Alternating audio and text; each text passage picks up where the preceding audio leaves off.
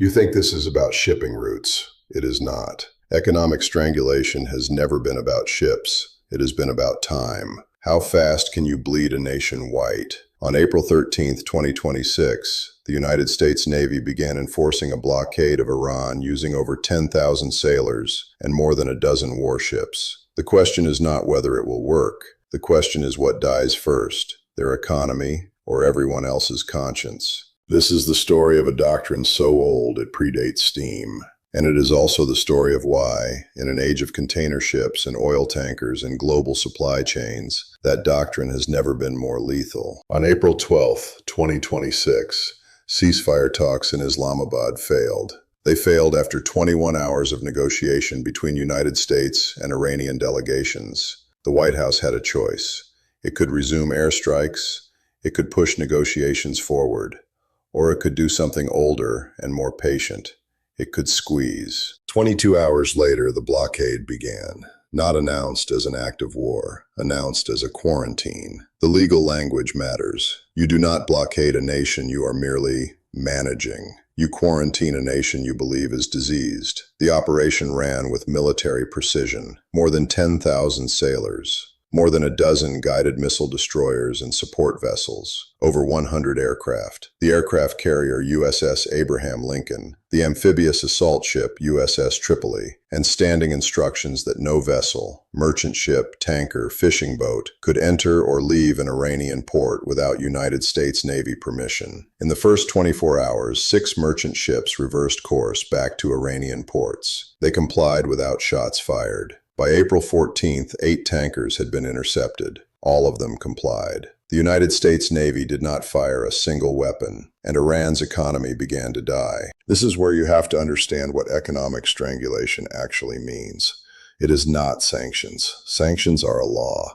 Blockade is a noose. Sanctions hurt trade. Blockade erases it. Sanctions take months to bite. Blockade bites in hours. Iran's economy depends on one thing: oil flowing out. 90% of Iran's foreign revenue comes from the sea. Roughly 1.71 million barrels per day left Iran in early April. 80% of those barrels flowed through the Strait of Hormuz. One strait, one choke point, one place where a nation's economic life has to pass through, and from which it can be turned off like a valve. The doctrine that explains this is older than steam. It is older than ironclads. It dates to a man named Alfred Thayer Mahan, who in the 1890s understood something that most military thinkers had missed. You do not win wars by occupying land. You win wars by controlling the sea. Control the sea, and you control the trade routes. Control the trade routes, and you control what nations can buy and sell. Control what nations can buy and sell, and you control whether they live or die. This is Mahanian sea power. It is elegant, it is ruthless, and it works. The first principle is this: command of the sea is not owned by sitting in harbors. Command of the sea is owned by controlling the choke points: the Strait of Hormuz, the Strait of Malacca, the Suez Canal, the English Channel. Every one of these is a place where the global economy has to squeeze through a narrow passage. Control that passage, and you control the world's trade. The second principle is this: you do not have to be close to enforce that control. For centuries, navies blockaded by sitting right off the enemy coast, with warships anchored close enough to see the smoke from shore. Those close blockades were vulnerable. Enemy mines, enemy missiles, enemy small boats swarming at night. You could kill the blockade if you were willing to die doing it. The modern version is different. The United States Navy positioned most of its assets outside the Persian Gulf, not inside it, outside it, thousands of miles away in some cases. And from those distant positions, with satellites and radar and electronic warfare systems, they interdicted Iranian-bound vessels in international waters. The blockade had no geography. It had only information. Know where the ship is going. Intercept it before it arrives. The third principle, and this is the one that separates empires from nations, is understanding that blockade is a slow weapon, not a fast one. Airstrikes kill in minutes. Blockades kill in weeks and months. They kill by stopping the medicine trucks, by starving the ports, by freezing the bank accounts, by collapsing not the military but the civilian economy. The doctrine teaches that if you are patient, if you are willing to wait for the economic system to fail, The target will surrender rather than watch its entire nation die of starvation. The cost of patience is that the blockading power has to be willing to hold position. It has to feed its ships, pay its sailors, keep the watch for weeks and months without a shot being fired. Most nations cannot do this. Most nations lack the logistics. Most nations cannot afford the political cost of holding a blockade while the whole world watches and complains. The United States can. It has the Navy. It has the logistics. It has the willingness to absorb criticism. This is why Mahanian sea power is still, in the 21st century, a weapon of empires. History shows what happens when you understand this doctrine and your enemy does not. In 1861, the Confederate States declared independence. The Southern states had an economy built on one thing: exporting cotton. The cotton was sold to Britain and France, which was how the Confederacy paid for weapons and supplies. Without cotton exports, the Confederacy could not fight. The Union understood this immediately. It did not invade the South with a massive army. It would do that later. But first, it imposed a blockade, a distant blockade. Union ships took position off southern ports and prevented cotton ships from leaving. Not every ship escaped. Some did, through blockade runners. But enough cargo was stopped that the Confederate economy began to choke. The blockade lasted 4 years.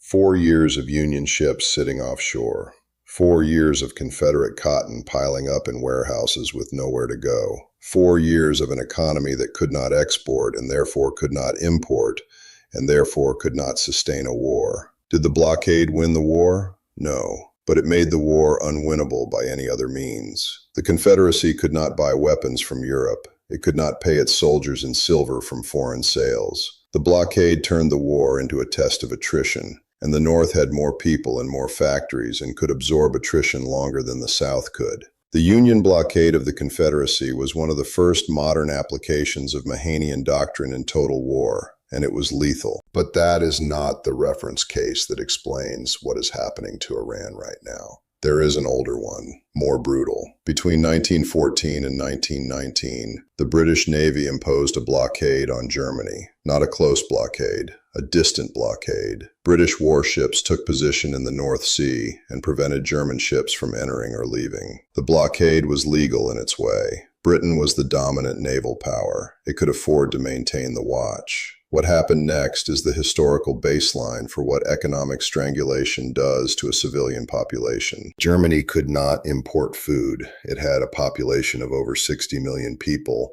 in a nation with limited arable land. It survived by importing grain, meat, sugar, oils. All of it had to come through trade. The blockade cut all of it off. Germany turned to rationing, then to hoarding, then to starvation.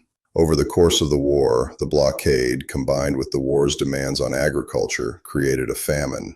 The death count from that famine, from starvation, from disease that follows malnourishment, from the medical system's collapse because there was nothing to eat, ran to 400,000 people, maybe more, most of them civilians, most of them children, the elderly, the poor. The blockade did not end the war. Germany lost because the military system was beaten, but the blockade made the defeat of the military system possible by destroying the civilian economic base that could feed it. This is what the doctrine teaches. Economic strangulation works. It works slowly, it works painfully, but it works. And now, in 2026, the United States Navy is doing it to Iran. Iran holds roughly 90% of its foreign revenue from oil exports. There are about 230 laden oil tankers waiting inside the Persian Gulf, unable to leave. Iran did create a small buffer. It holds roughly 127 million barrels in floating storage. That is enough oil for roughly 2 months at current export rates if no new oil moves at all. 2 months. Then what? Then the tankers sit empty. The refineries back up. The oil infrastructure has nowhere to put the oil it produces. The blockade began April 13th. Roughly 36 hours in, United States officials reported that they had completely halted Iran's seaborne trade. Not reduced it, halted it. 90% of Iran's economy, they said, comes from maritime trade. Roughly 90%. Cut all of it. The political leadership in Iran could respond in several ways. It could accept the blockade and negotiate. It could attack the blockading force and risk war expanding. It could wait and hope that allied nations break the blockade on Iran's behalf. This last option was the gamble. Would China intervene? Would Russia send a fleet? Would Europe refuse to accept American sea power over its shipping lanes? Europe refused to participate in the blockade. Britain said no publicly. Germany said no. Spain said the operation was senseless. France and Britain announced a separate initiative to organize what they called a peaceful multinational mission for freedom of navigation, separate from the belligerents. The clear message was, the United States is alone in this blockade, and we will not help you enforce it. But refusal to participate and active intervention are different things. Britain and France said no to joining. They did not say they would break the blockade. They did not announce they were sending warships to escort Iranian tankers. They offered diplomatic cover in words. Words do not break blockades. The first 48 hours showed the mechanism. The blockade worked because it was enforced by the most powerful navy in the world. It worked because Iran could not fight that navy. It worked because no other nation could or would break it. And it worked because it was complete. The doctrine does not allow exceptions. You do not blockade 90% of a nation's trade. You blockade it all or none. This is the quiet logic of distant blockade. You position your power where it controls the choke point. You announce the rules clearly, and you enforce them impartially. This last word matters. Impartially. The blockade did not say American ships may pass. It did not say only certain nations are allowed to trade. It said no ship bound for Iran could pass the blockade, period. This legal fiction, that the blockade is not an act of war but a neutral quarantine, is what allowed it to survive international law challenges. But the international law community knows what is happening. The International Maritime Organization Secretary General stated publicly that no country has the right to prohibit innocent passage or impede freedom of navigation through international straits. This was directed at the United States blockade. The statement was clear. What you are doing is illegal under international law, even if you call it a quarantine. The statement changed nothing. The blockade held. Here is what happens now in the economy that depends on the sea. Brent crude jumped 7 to 8% on the blockade announcement. Both West Texas Intermediate and Brent contracts climbed above $100 per barrel. West Texas reached $104.24 per barrel. That is a large move for a single day. It signals that the market believes the blockade is serious and will hold. When oil prices spike, everything else follows. Fertilizer becomes expensive. Shipping food becomes expensive. Electricity becomes expensive for every nation that uses oil for power generation. A blockade on Iran is not just a blockade on Iran. It is a blockade on every nation that depends on global oil markets. Municipal water treatment in Baltimore, heating oil in Poland, diesel for farming in India. All of it got more expensive because the United States Navy cut Iran's oil off. This is the moral question that the doctrine never fully answers. Who actually pays for a blockade? Historically, the answer is civilians, the poor, the sick, the nations that did not participate in the war but depend on global trade.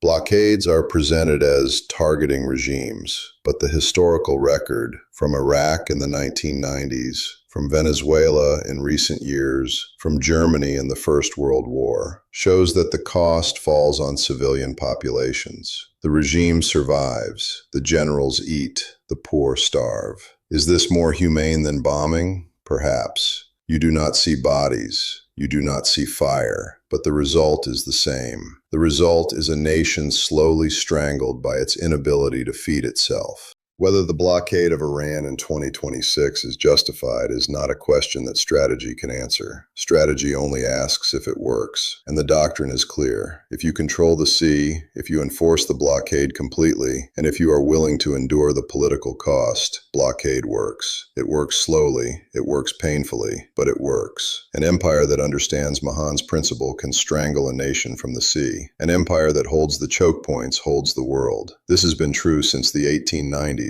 It is true now. It will be true as long as nations depend on trade to survive. The blockade that began April 13th was not an accident of history. It was not an improvisation. It was the application of a doctrine that has decided wars for over a century. The White House chose this tool because it was available and because no other power could stop it. The United States Navy enforced it because that is what the doctrine teaches you do when the order comes. And Iran will either break or surrender because there is no third option. This is how sea power has always worked. This is how it works now. Cut a nation from the ocean and you cut its throat.